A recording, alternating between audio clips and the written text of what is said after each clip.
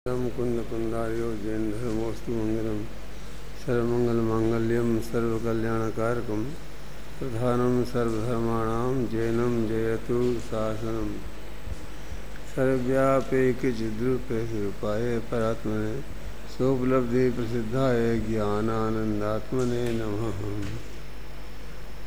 ये प्रवचन सार गाथा 121 है। आज अपन को चलाना है।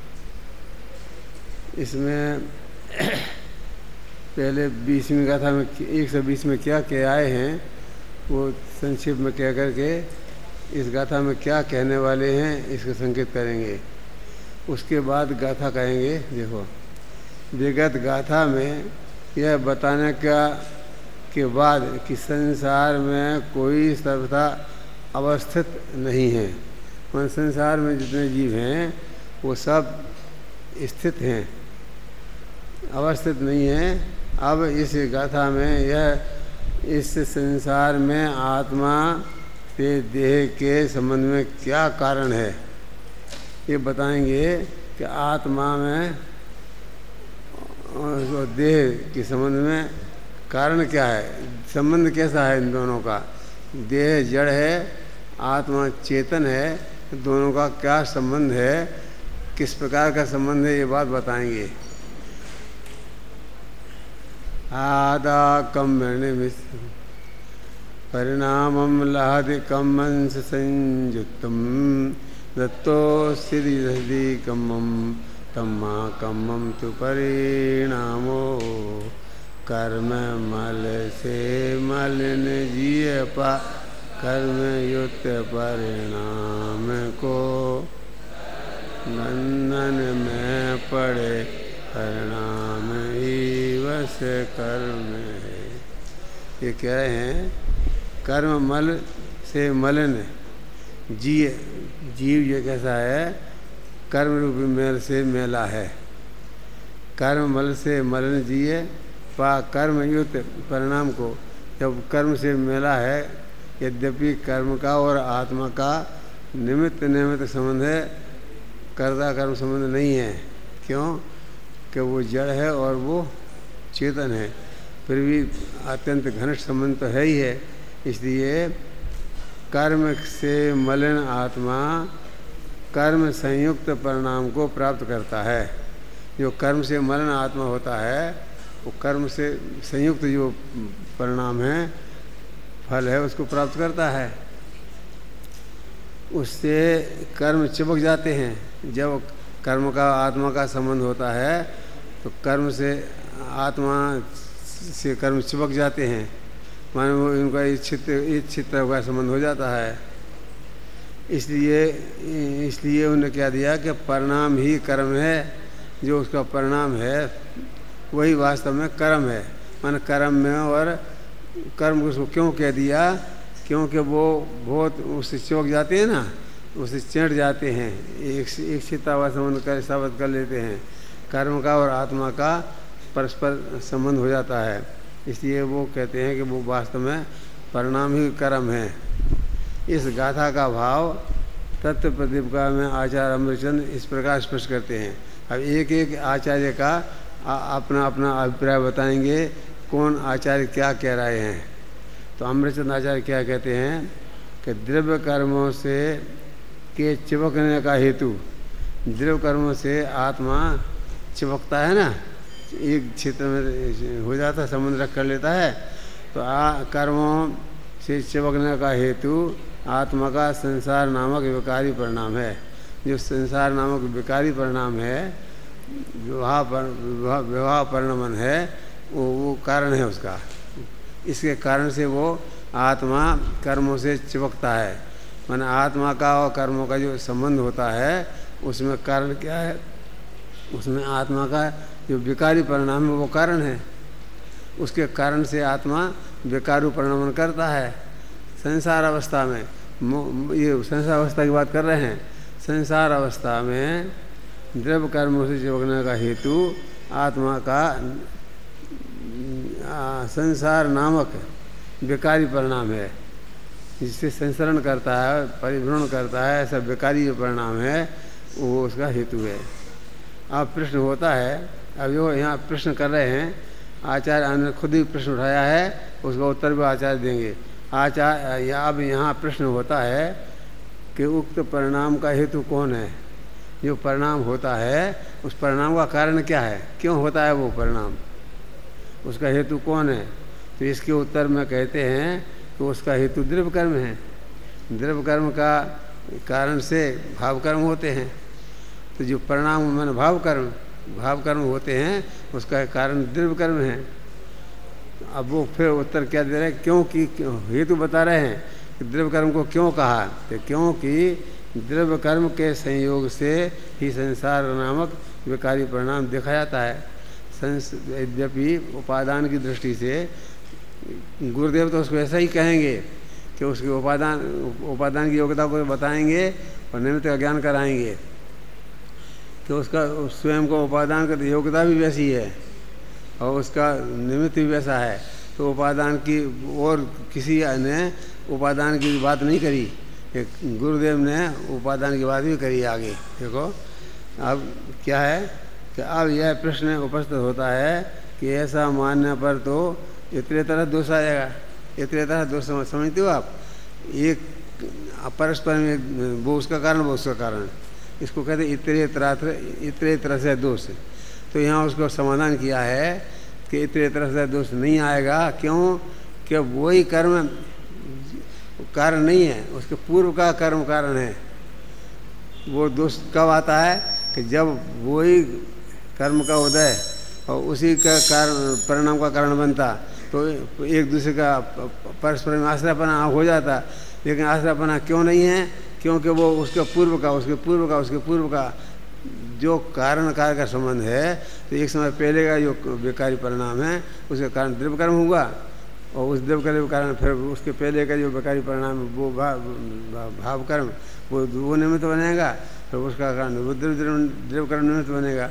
तो वही का वही नहीं है, उसके पूर्व का है, इसलिए वो दोष नहीं आएगा। क्या कहते हो, इसके उत्तर में कहते हैं कि उसका हेतु द्रव्य कर्म है, क्योंकि द्रव्य कर्म के संयोग से ही संसार नामक विकारी परिणामों देखा जाता है। जो द्रव्य कर्म का उदय देखा जाता है, ये बात क्यों कह रहे हैं कि वास्तव में तो उपादान का स्वयं की योग्यता है, उसकी स्वयं की योग्यता नहीं होवे तो अकेला निमित्त कुछ नहीं कर सकता। निमित्त तो परद्रव्य है, उस जीव की स्वयं उपादानगत योग्यता भी वैसी है। ये संकेत यहाँ भी किया है, गुरुदेव ने उसको बहुत खुलासा कर दिया है। क्या क्या देखो कि संयोग ही संसार नामक विकारी परिणाम दिखाया जाता है। अब यह प्रश्न होता है कि ऐसा मानने पर तो इतने तरह दूर आएगा, इतने आश्रय एक दूसरे का परस्पर में वो उसका कारण वो उसके कारण ऐसा दोष आएगा। इतने आश्रय का मतलब होता है एक दूसरे के कारण। तो आप ऐसा कहोगे तो ये दोष का नाम है। इतने तरह से एक दोष होता है, परस्पर में दोष संबंध नहीं होना चाहिए। तो वो कहते हैं, इसके उत्तर में वो कहते हैं कि नहीं, ऐसा नहीं होगा, क्योंकि अनादि सिद्ध द्रव्य कर्म के साथ संबंध आत्मा का जो पहले का द्रव्य कर्म है उसको ही यहाँ हेतु रूप से ग्रहण किया है। पहले का द्रव्य कर्म है वो हेतु बनेगा, माने वही का वही यदि कर्म हेतु बनता तो इतने तरह से दोष आता। लेकिन इतने तरह दोष क्यों नहीं आएगा, क्योंकि उसके पूर्व का जो कर्म है वो उसका कारण बनेगा और वो पूर्व का जो द्रव्य कर्म है वो कारण बनेगा और फिर उसका कारण वो भाव कर्म पूर्व का है वो बनेगा। तो मैंने वो पूर्व का बनेगा, उसी समय का नहीं बनेगा। इसलिए इतने तरह से दोष नहीं आएगा। समझ आ गया? इतने तरह दोष क्यों नहीं आएगा, क्योंकि यदि वही कहाँ आता है इतने तरह दोष कि जहाँ पर एक दूसरे का कारण बनता है तो ये दोष बनता है। तो ये दोष क्यों नहीं बनेगा, न्याय शास्त्र का है दोष, इतने तरह से दोष एक दूसरे के आश्रय से काम हुआ, उसके बिना वो नहीं होगा, उसके बिना वो नहीं होगा। तो कहते ऐसा नहीं है। इसमें क्या है कि उसकी पूर्व कर्म का द्रव्य कर्म का उदय निमित्त बनेगा, तो उससे कार्य होगा उपादान में, है ना। फिर उसका वो बनेगा तो उसके पूर्व का बनता जाएगा, इसलिए वो ये दोष नहीं आएगा। क्या इसके उत्तर में कहते हैं कि नहीं, ऐसा नहीं होगा। क्यों नहीं होगा? कि अनादि सिद्ध, अनादि से है, माने संसारी का जीव का संबंध अनादि से है। मैं ये बताना भी जरूरी है कि ये संबंध है तो संयोग, यद्यपि वो द्रव्य कर्म है, वो भाव कर्म है, लेकिन ये होने पर भी वो संबंध अनादि से है, आज का नहीं है। अनादि से जब से आत्मा है तभी से कर्म है, तो इस संबंध संयोग संबंध हो करके भी ये अनादि से है, अनादि से है। ख्याल में आ गया? अनादि बना क्यों लगा रहे हैं? क्योंकि वास्तव में विकार का जब से संसारी जीव संसार में है, जब से विकार है। और कब से है? कि अनादिकाल से है, तो अनादिकाल से दोष है। तो इस क्या कहते हैं, देखो, आत्मा को पहले का द्रव्य कर्म है, उसको ही यहाँ हेतु रूप से ग्रहण किया है। पहले का द्रव्य कर्म है, उसको यहाँ ग्रहण किया है।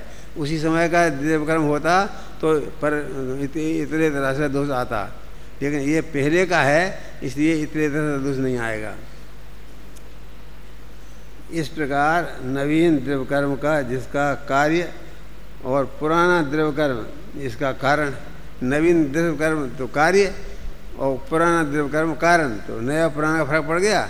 माने नया पुराना माने उसके पहले का कारण और बाद का कार्य, तो ऐसा तो हो जाता है, होता ही है। तो पहले कारण होता है, फिर कार्य होता है। तो पहले कारण हुआ और ये कारण कब से है? कि यद्यपि ये संयोग संबंध है। आप ये कह सकते हैं कि संयोग संबंध तो प्रश्न आया इसमें। देखो, आत्मा का ऐसा परिणाम उपचार से द्रव्य कर्म ही है, ये उपचार शब्द लगाया। और आत्मा भी अपने परिणाम का कर्ता होने से द्रव्य कर्म का कर्ता भी उपचार से है। ये कथन उपचार का है, वास्तविक नहीं है। अब ये तो अमृतचंद्र ने कह दिया। अब इसके बाद जय सेनाचार्य तात्ववृत्ति में क्या कहते हैं, और तो जय सेनाचार्य का और अमृतचंद्र में कोई मतभेद नहीं है, दोनों एक ही जैसे हैं। इसलिए उन्होंने कहा कि जो अमृतचंद्र ने कहा वही बात सही है। आचार्य जयसेन तात्ववृत्ति में इस गाथा का भाव स्पष्ट करते हुए आचार्य अमृतचंद्र कृत तत्व प्रदीपिका का ही अनुसरण करते हैं।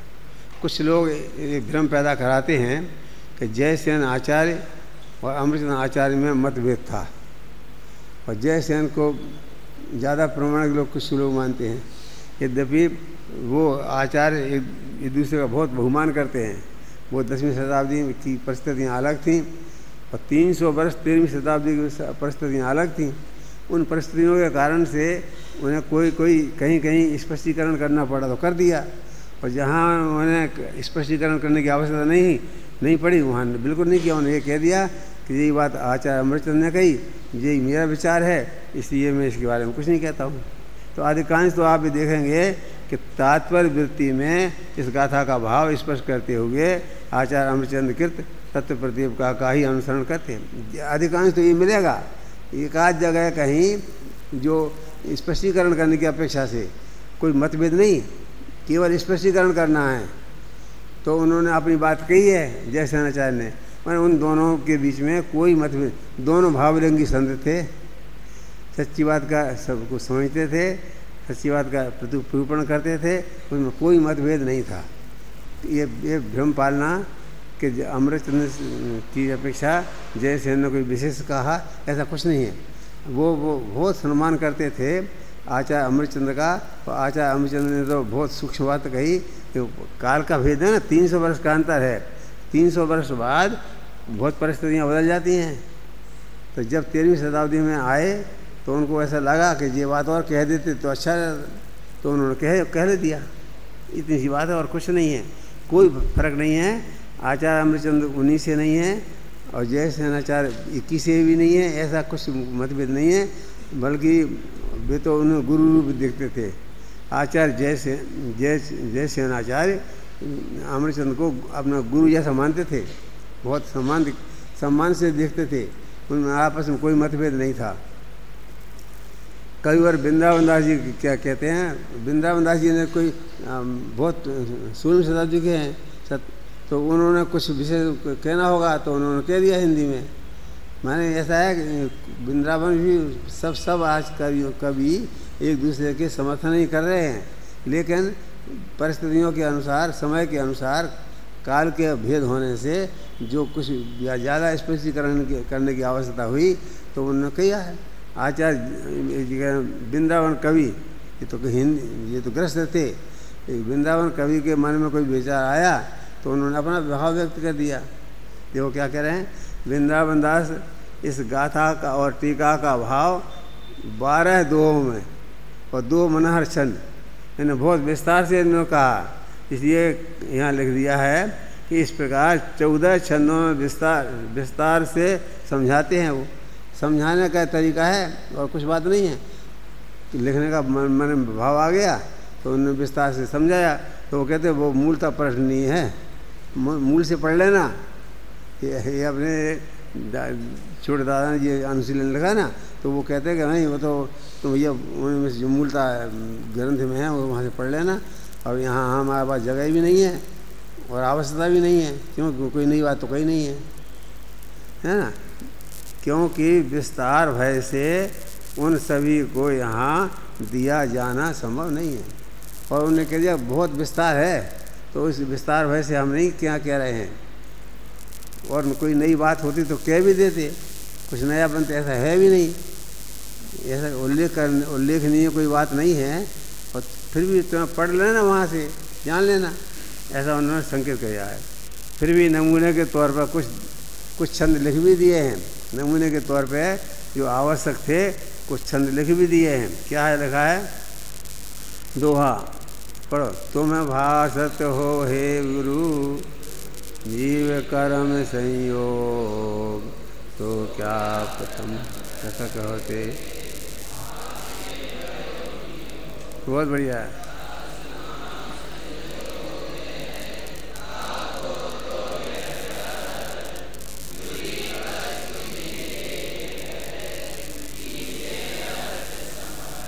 तुम भासत हो हे सुगुरु, वो गुरु कह रहे हैं कि तुम ऐसा कह रहे हो कि जीव और कर्म का संयोग हुआ है। तो हम ये पूछना चाहते हैं कि संयोग तो 2 द्रव्यों का होता है, तो पहले कभी अलग थे क्या ये? सो क्या प्रथम पृथक होते, पहले क्या अलग अलग थे, बाद में संयोग हुआ है क्या इनका? ऐसा प्रश्न किया उन्होंने। क्या सो क्या पृथक होते पाशे भयो नियोग, पाशे इनका नियोग बना है, पहले अलग अलग थे, ऐसा है क्या? बाद में संयोग हुआ है। नियोग का मतलब है संयोग से मतलब है ऊपर संयोग का है ना, जीव और कर्म का संयोग जो हुआ है, तो क्या पहले कोई अलग अलग थे? ऐसा नियोग था क्या इनका? संबंध था क्या ऐसा? कि नहीं। जासु नाम संयोग है ताको, तो यह अर्थ जिसको तुम संयोग कहते हो उसका तो यह अर्थ है कि वो पहले अलग होना चाहिए। ऐसा शिष्य प्रश्न पूछ रहा है। तो कहते जुदी वस्तु मिले एक है के कीजिए अर्थ समर्थ। जो वस्तुएं जुदी होती हैं उनको मिलने का बनाव बनता है। तो क्या पहले अलग थे क्या? ये प्रश्न किया है। उसका उत्तर देते हे गुरुदेव, जो पहले प्रश्न समझा रहे हैं कि हे गुरुदेव आपने जीव कर्म संयोग पद का प्रयोग किया है। क्या का प्रयोग किया है? जीव और कर्म का संयोग, इस शब्द का प्रयोग किया है आपने। हे गुरुदेव आपने जीव कर्म संयोग पद का प्रयोग किया है, तो क्या ये जीव और कर्म पहले अलग अलग थे क्या? उसी का ऊपर जो पद्य कहा था ना, उसी का अर्थ कर रहे हैं ये। और बाद में इनका संयोग हुआ है, क्योंकि संयोग शब्द का तो यही अर्थ होता है कि भिन्न भिन्न वस्तुएं मिलकर एक हों। जो 2 अलग अलग होती हैं मिलकर एक हो जाए तो उसका नाम संयोग है। तो संयोग शब्द का ये अर्थ है। ये प्रश्न ही चल रहा है। माने ये ऊपर पद्य में कह दिया था, यहाँ गद्य में कह रहे हैं। ये पूरा प्रश्न का ही स्पष्टीकरण कर रहे हैं। अतः कृपा करके इसका मर्म समझाइए। बहुत कितनी बनेगी भाषा है देखो। वृंदावन कवि आचार्य से पूछ रहे हैं तो कितनी मर्यादा में बोल रहे हैं। कृपा करके इसका मर्म समझाओ कि ये क्या मर्म है इसका। पहले अलग अलग थे और बाद में इकट्ठे हुए हैं क्या? ऐसा माने हम? तो कहते नहीं, सुनो अक्षर उसका पद्य में उत्तर दे रहे हैं कि जैसे तिली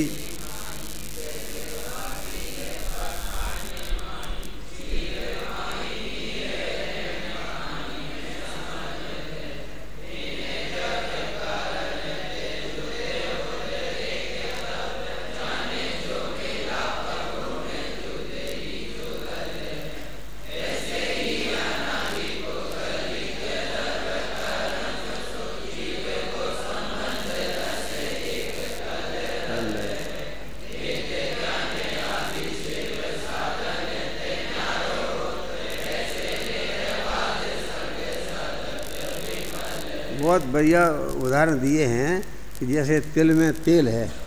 अब पहले तो मिला था, अनादिकाल से जब से तिल है तभी से तेल है। तो जैसे तिल और तेल में संबंध है अनादि से, इसी प्रकार आत्मा का और कर्म से संबंध है। जैसे तिल माही तेल और आग ही माही पाषाण, और पत्थर होता है ना उसमें आग निकलती है ना, वो आपने देखा हो गाँव में चलाते हैं ना, ऐसा रूगे रख के ऐसा जलाते हैं तो उसमें आग पैदा हो जाती है। रूगा माने रुई का जो ऐसा पदार्थ है, रुई जैसा है वो, रुई नहीं है, सेमर का पेड़ होता है, उसका फल लगता है, उसमें एक ऐसा रुई पैदा होती है, तो उसको ऐसा जलाओ पत्थर को तो उसमें आग लग जाती है। वो बीड़ी पीने वाले गांव वाले लोग वो प्रयोग करते हैं। तो जैसे तिल में तेल और पाषाण में आग पर स्वभाव से होती है।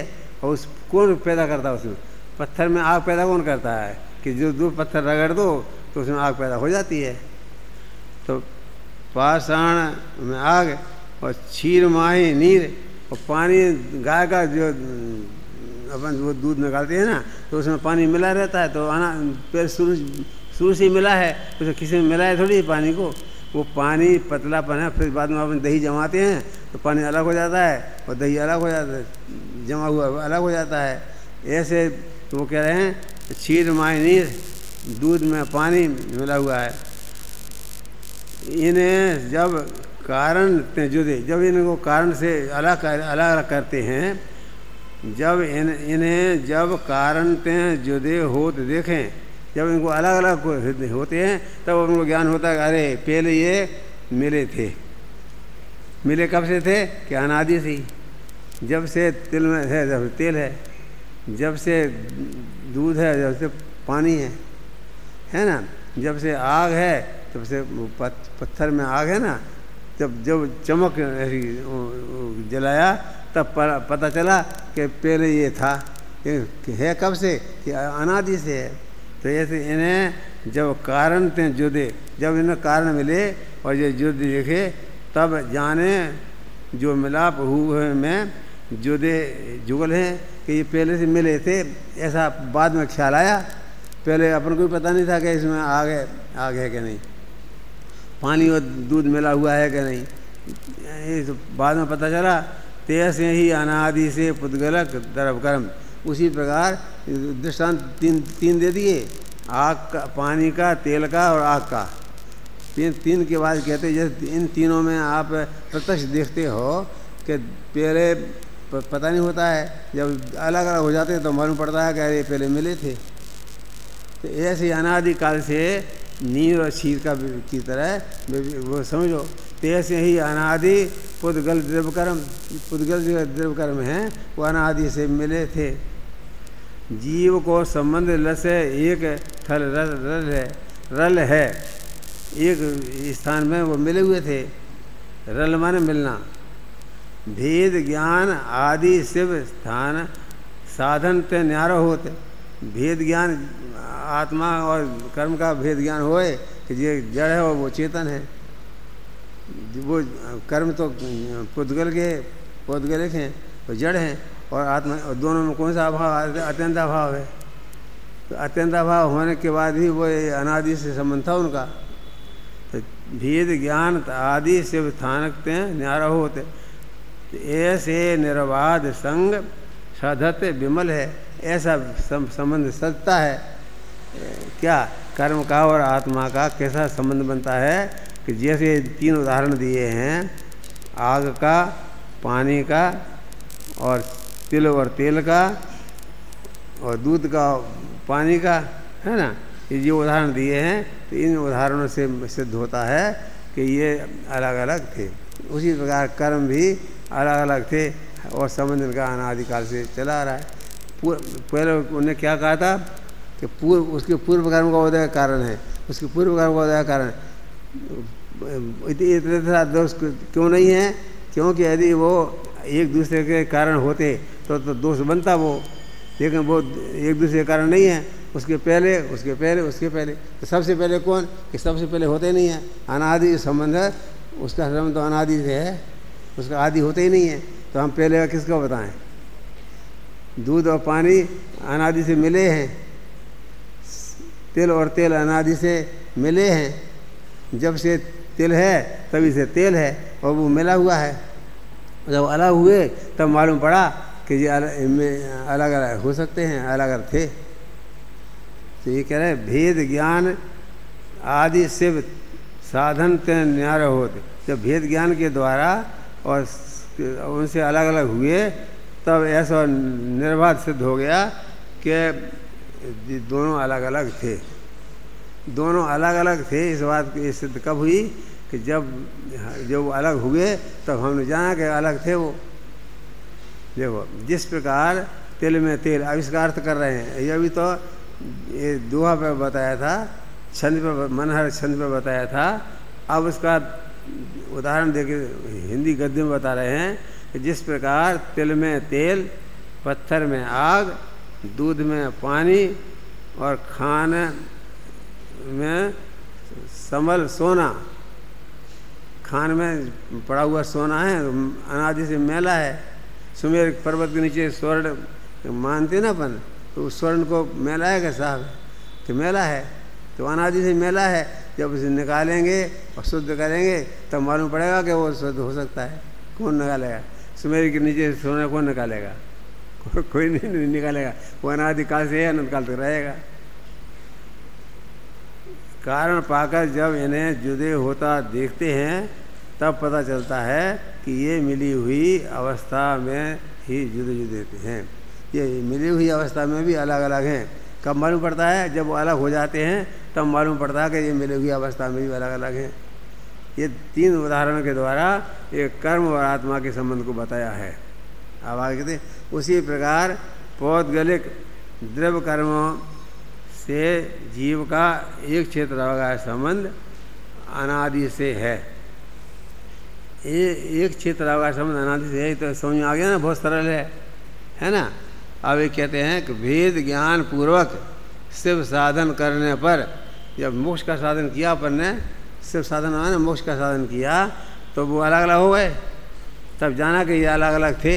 जब तो अलग अलग हुए, कर्म तो अलग हो गए, आत्मा अलग हो गया। आत्मा सिद्ध दशा को प्राप्त कर लिया और कर्म जो है वो धूल मिट्टी थे, मिल गए, है ना।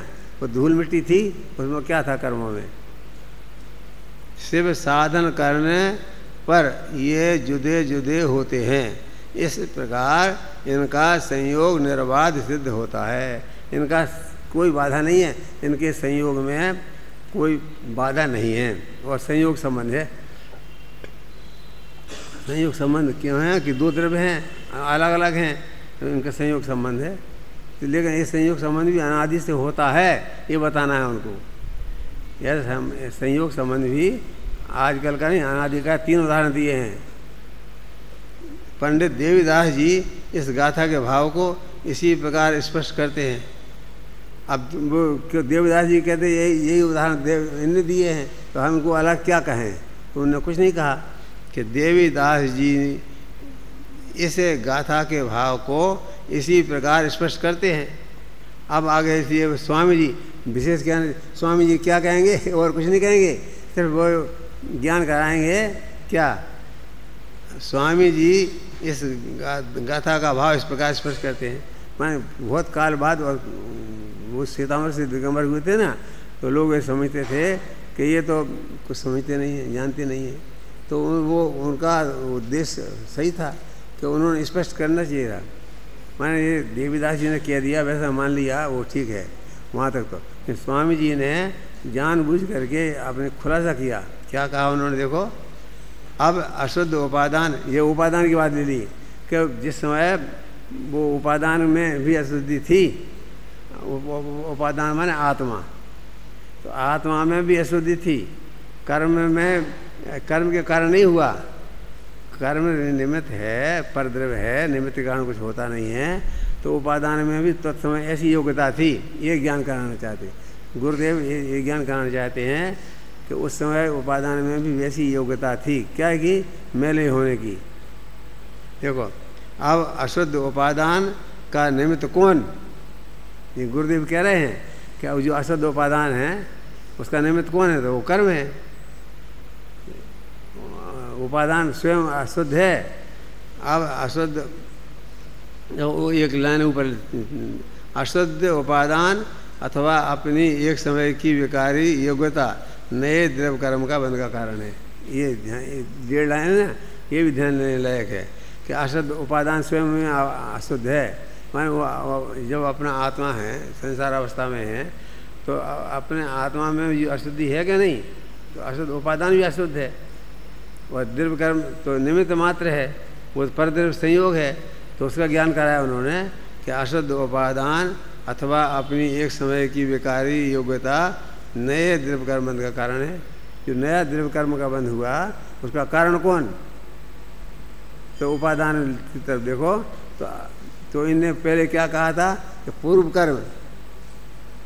कर्म को बताया था कि गुरुदेव ने क्या बताया, तो उसी समय कारण मानो तो अशुद्ध उपादान है ना, और द्रव्य कर्म, ये द्रव्य कर्म तो पर द्रव्य है, और वो अशुद्ध उपादान तो एक समय में कारणकारी संबंध बन जाता है।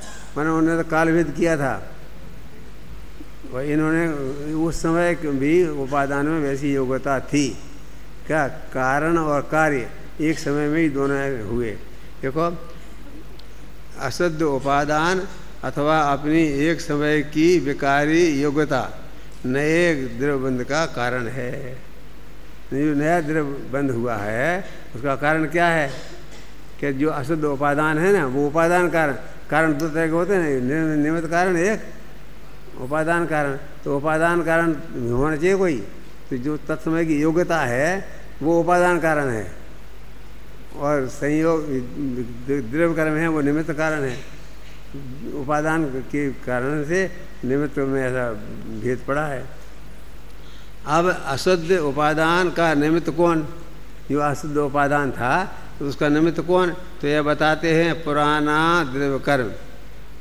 वो द्रव्य कर्म कौन सा, पहले का, उस समय का नहीं, पुराना द्रव्य कर्म अशुद्धता का निमित्त है।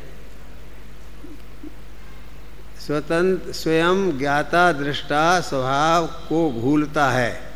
भाई ये खास बात कहना है कि ये जीव स्वयं अपने ज्ञाता दृष्टा स्वभाव को भूलता है। इस स्वभाव कैसा है इसका, ज्ञाता दृष्टा रहना, जानो देखो मौज करो। जब मैं बिरसा में था तो एक वो पंडित जी थे ना, शरणाराम जी, वो एक इसको बहुत बोला करते थे, और मुझे बहुत अच्छा लगता था कि जानो देखो मौज करो। ज्ञाता आत्मा का स्वभाव क्या है, जानना देखना और खुश रहना। तुम तो जानने देखने वाले हो ना, तुम इसकी जानने के अलावा तो कुछ करते ही नहीं हो। तो अशुद्ध देखो, स्वयं ज्ञाता दृष्टा स्वभाव को भूलता है और संयोग का आश्रय करके राग द्वेष करता है। संयोग का आश्रय करता है और राग द्वेष करता है। तो पुराना द्रव्य कर्म हेतु है, अर्थात निमित्त है, ऐसा कहा जाता है। उपादान कारण तो स्वयं की योग्यता और निमित्त कारण जड़ कर्म, 2 कारण हो गए, एक उपादान कारण एक निमित्त कारण। तो उपादान कारण क्या है, तत्समय जो योग्यता है उसकी अशुद्धि है ना, उसमें जीव में अशुद्धि है ना, तो वो जीव की योग्यता है, वो उपादान कारण है। और निमित्त कारण कौन है, द्रव्य कर्म है, वो निमित्त कारण है। यहाँ नंबर 1 लिखा है कि दिव्य धुनि सार में ये बात उन्होंने बहुत स्पष्ट लिखी है। ये नंबर 1 पढ़ा है ना, कि देवधुन सार भाग 3 पृष्ठ 384 पर वहाँ लिखा है। विकारी परिणाम नहीं हो तो पूर्व कर्म निमित्त भी नहीं हो कहलाएं। विकारी परिणाम नहीं हो, वर्तमान का उपादान कारण में विकार नहीं होवे तो जो पूर्व कर्म का निमित्त है वो भी निमित्त नहीं कहलाएगा। और नए कर्म भी नहीं बनते, किंतु विकारी परिणाम करता है, इस कारण नए कर्म का बंध उनका कार्य है। विकार पर स्वयं करता है तो कर्म का बंध होता है, और पूर्व कर के द्रव्य कर्म उसके कारणभूत हैं, और पूर्व के जो द्रव्य कर्म हैं वो उसके कारण बनते हैं। मैंने उन्होंने कालभेद बता दिया है कि पूर्व आगे पीछे का फर्क है थोड़ा। ऐसे आत्मा के परिणाम होने से भाव कर्म को द्रव्य कर्म का कारण उपचार से कहा जाता है। ये सब कथन उपचार का है। ये भी कह दिया उन्होंने कि ये कथन तो उपचार का है, वास्तविक तो जो है सो है। जो कथन न्याय वो नए की दृष्टि से उपचार का दो कथन है, तो नहीं उपचारित और अनुपचारित, तो ये उपचार का कथन है। इस गाथा में यही कहा गया। अभी अंत में ये यही समाप्त कर रहे हैं। अभी अपने पास दो मिनट हैं, पर पढ़ लेते हैं इसको, कोई कष्ट नहीं है। सारांश बता रहे हैं, पूरी बता ही चुके। उसी बात का सारांश क्या है कि इस गाथा में यही कहा गया है कि पुराना द्रव्य कर्म जब उदय में आता है तो उसके निमित्त और अपने अशुद्ध उपादान, यहाँ निमित्त उपादान का ज्ञान कराया है। अपने अशुद्ध उपादान से मोह राग द्वेष रूप भाव संसार होता है, भाव संसार होता है। उक्त मोह राग द्वेष भावों के निमित्त और अपनी उपादानगत योग्यता से, अपने उपादान में भी ऐसी योग्यता है, अकेले निमित्त से कुछ नहीं हुआ है। निमित्त तो निमित्त है, परद्रव्य है, अपने उपादान में ऐसी योग्यता है। ये समझना, संसार अवस्था में जीव की उपादानगत योग्यता भी वैसी है। उपादानगत योग्यता से पौद्गलिक कर्माण वर्गणाएं कर्म रूप से परिणमित हो आत्मा से बंध जाती हैं। द्रव्य कर्म से भाव कर्म, भाव कर्म से द्रव्य कर्म, ऐसा मानने पर अर्थात तो द्रव्य कर्मों का भाव कर्म के आश्रय से और भाव कर्मों का द्रव्य कर्म के आश्रय से उत्पन्न होना मानने पर तो वो कौन सा दोष आता है? इतने तरह से दोष आता है। क्या मानने पर कि उससे वो हुआ, उससे वो हुआ, उससे वो हुआ, उससे वो हुआ, तो दोष आता है। तो इस दोष को ख़त्म करने के लिए उन्होंने क्या कहा, क्या बात कही कि उसके पहले का जो कर्म है वो कारण और उसके बाद का जो वो कार्य है। तो पहले बाद का फिर अंत में कहाँ ले गए कि अंत में तो अनादि है ना, तो आदि का अनादि का अंत होता नहीं है। तो अनादि है तो वो निमित्त बनते रहेंगे, होता रहेगा काम। क्या कहा, इतने सारा दोष आ सकता था, किंतु यहाँ यह दोष नहीं है। क्यों नहीं है ये दोष? क्योंकि यहाँ जिन द्रव्यों के उदय से भाव कर्म हुए, जिस द्रव्य कर्म के उदय से भाव कर्म हुए, भाव कर्म के उदय से द्रव्य से द्रव्य बनने वाले द्रव्य कर्म में वे नहीं है। वे नहीं है माने वही के वही नहीं है, उसके पहले के हैं, अपितु नए हैं। अतः उक्त मान्यता पूर्ण निर्दोष है। इस प्रकार से ये निर्दोषपना सिद्ध कर दिया 121वीं गाथा में। और कल अपन 122वीं गाथा पढ़ेंगे।